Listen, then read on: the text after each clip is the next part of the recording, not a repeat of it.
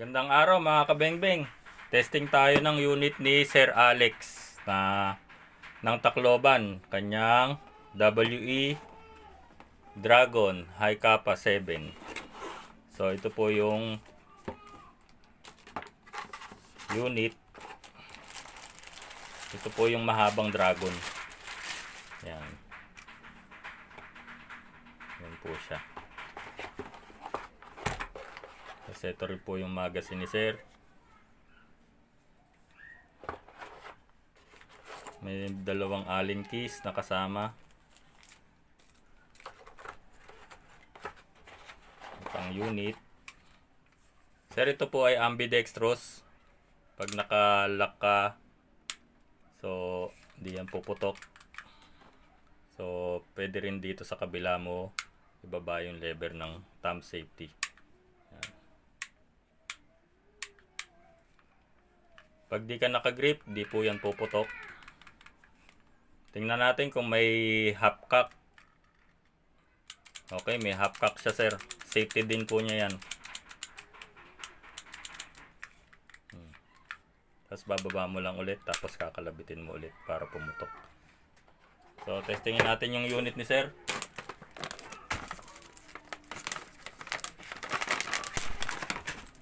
Sir, paglalagay ng bala, bababa mo lang uli yung follower.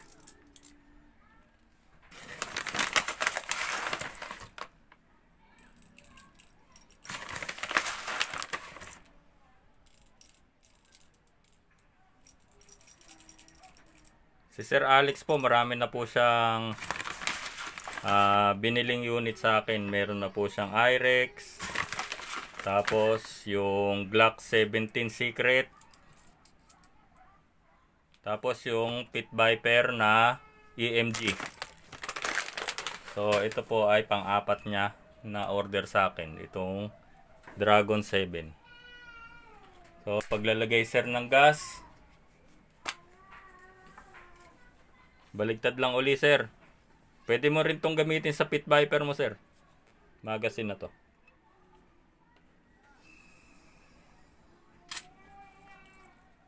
So walang leak sir. 5 to 10 seconds sir. Pero ito pang testing lang naman natin. Kaya hindi ganun kadami nilagay kong gas. Pag naubusan ng gas, pag ano sir, itatago mo na. Huwag mong aalisan ng gas para iwas leak po dito sa inlet valve. Tapos dito sa base, tsaka dito sa outlet. Tapos iwasan din pong bumagsak yung magazine para iwas leak dito sa base. Okay. Pag sa base po, may tutorial naman tayo kung paano gawin yung mga leak sa magazine base. So, testing tayo, sir.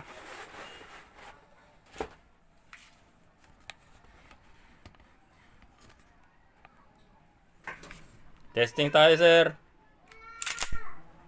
Charge. Okay. Fire in the hole.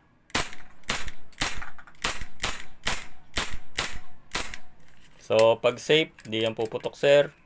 Pag di ka nakagrip, di yan puputok. So, pag puputok, yan. Tapos, half cock. Okay, di yan puputok, sir. Half cock. Baba mo lang uli yung hammer. Putok na uli yan. Okay, nag-slide stop na yung unit mo, sir. Alisin magazine, sir. Tapos, alalayan na lang yung slide, baba mo lang tong slide release. Okay, tapos kalabitin yung trigger para yung hammer pag itatago na naka relax position yung unit mo, sir. So yan sir yung unit mo. So poging pogi, sir. So maraming salamat muli, sir, sa bago mong unit na order sa akin. Maraming salamat po. Mabuhay po kayo, sir.